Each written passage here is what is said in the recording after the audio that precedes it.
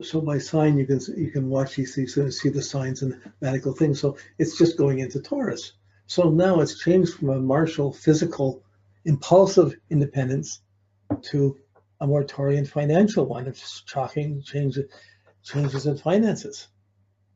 You have all the tariffs and all these things happening in the world, and it's affecting everybody. It's changing.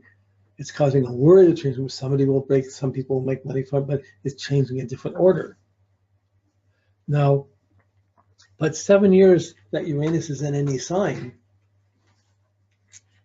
you know, for the last 7 years, it was Aries that were breaking free, doing their own independent thing, not putting up with others and trying to do things, trying to rebel and go on impulse.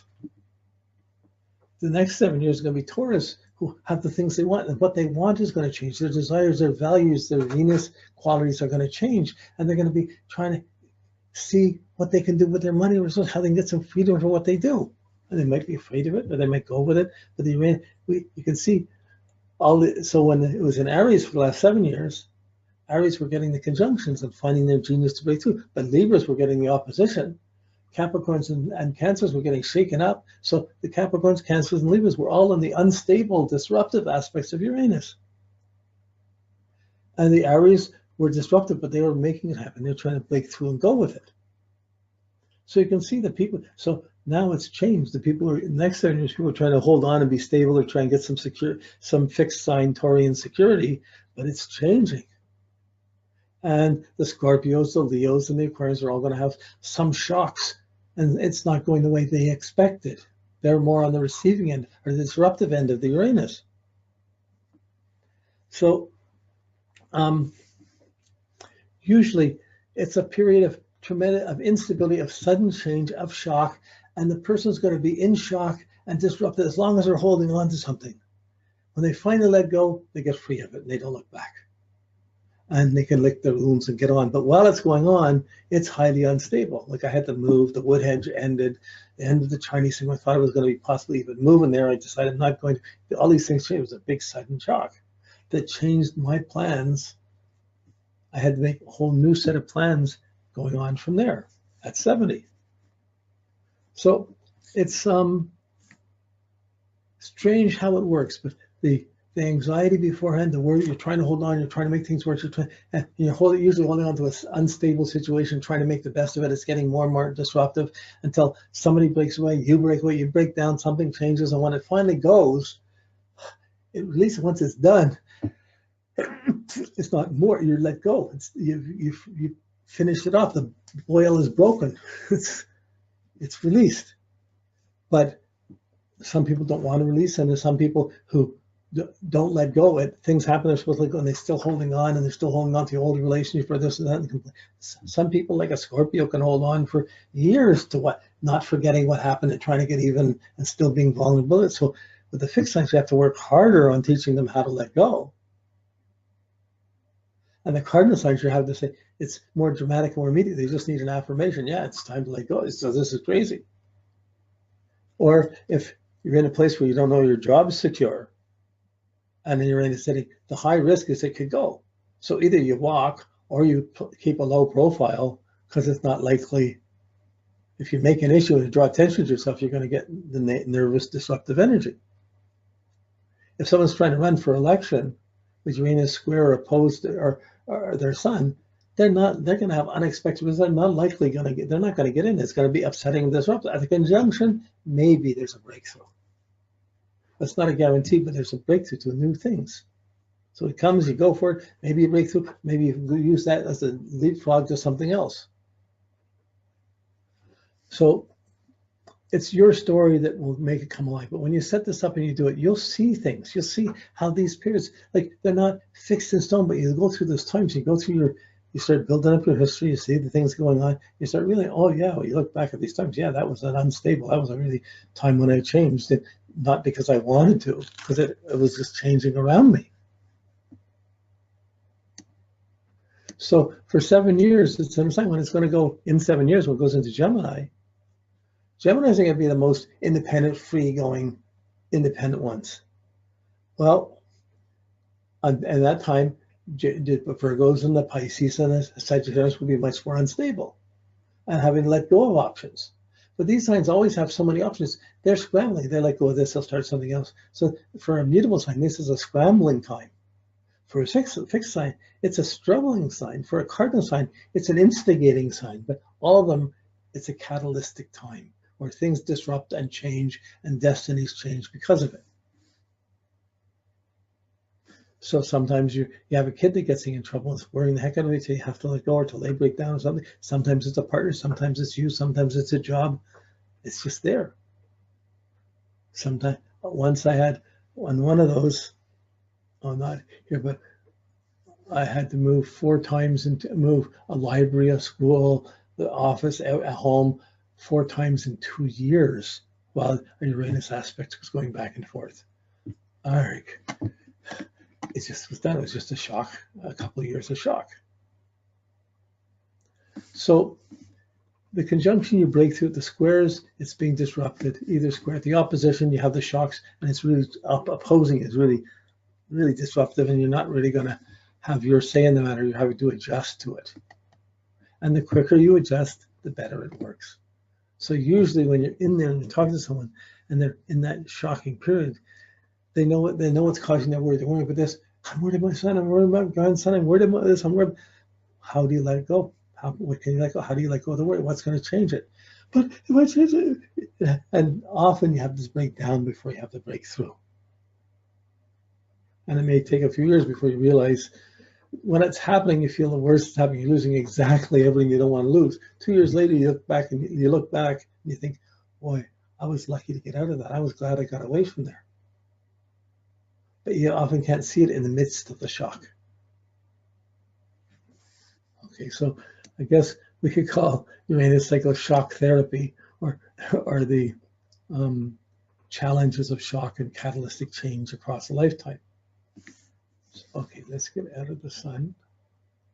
So, okay, the 3 main ones is Uranus to itself, Uranus to the sun affects your goals and your confidence, and we're going to do it to the angles. And those are our 3 main things, because see the direction, the areas of your life that it's affecting. Then we're going to put it to then we're going to look at the moon and the other planets as well. So let's just get the angles one up here.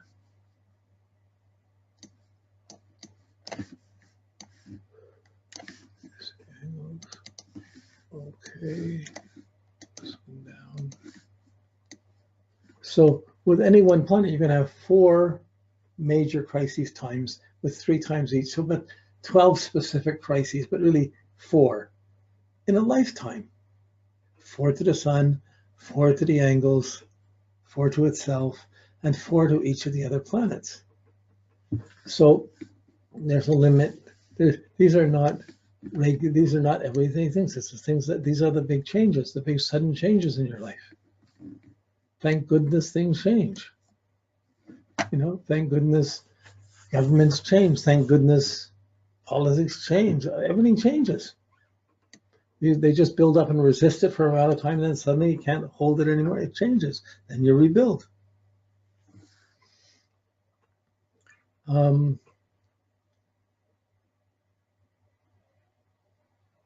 So usually when someone's in the middle of it, they're either coming up to the change and the worry is really going to happen, the worry is really going to happen, and they want to do more to build up to the change.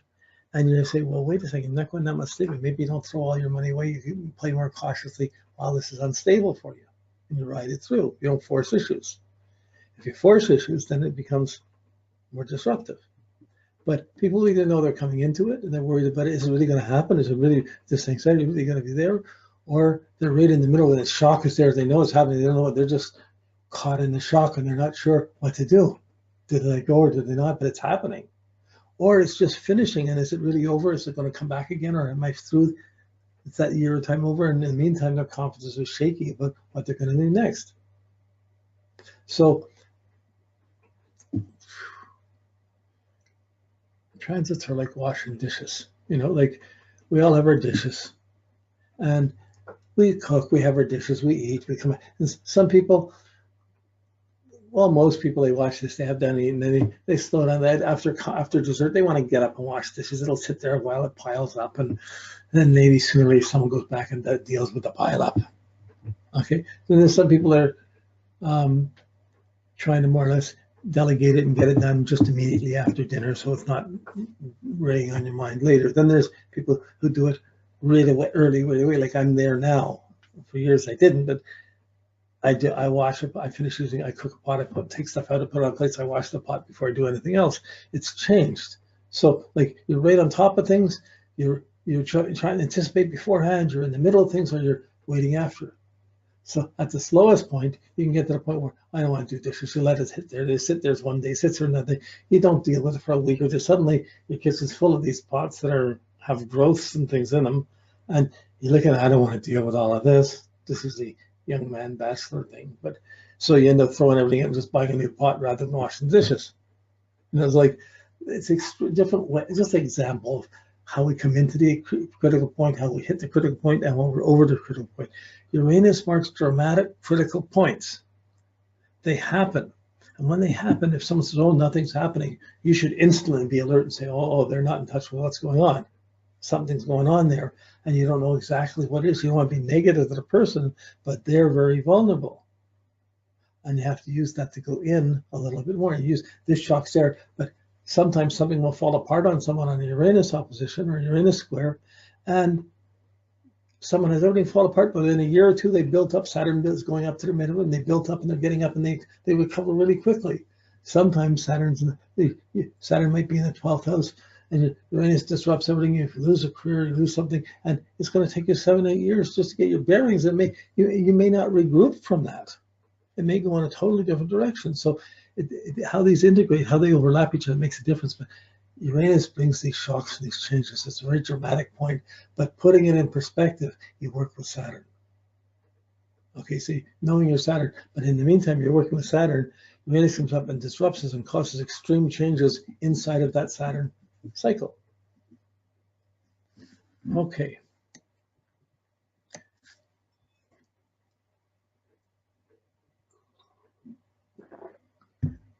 So when Uranus is going across the angles, it's going to be 42 years above the horizon, 42 years below the horizon. That's a huge amount of time. So for 42 years, your excitement is going to come in the functional world from other people, been involved with other people, shocking other people, changing other people. It's going to be in a functional world that your excitement is coming. And it'll be more disruptive to your personal world. In the 42 years, Uranus is below, you're going to find excitement in your personal world, and it's going to be more disruptive to your social functional world, above and below. So that's 42 years below, 42 years above. So when it changes across from the functional, the Saturn goes from above the horizon and it goes across the ascendant, and it's going down to the subjective. It's 42 years, or however long you've been alive. If you're not at 42, and it does, if you're younger than 42 and it hits this.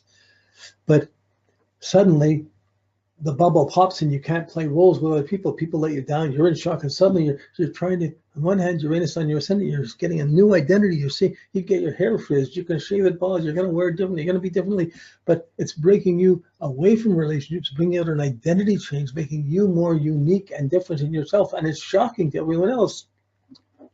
But this new identity becomes more accentuated. It's important.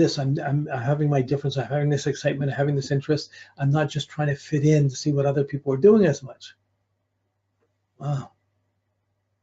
Of course, if your ascendant's in Libra, Scorpio, Sag, or in the wee us signs, you still could have this excitement coming through and a new relationship that's changing your role and changing your identity within it. But usually this is an independent thing, and it's highly catalytic and unstable. But it's changing your image, your projection, your identity.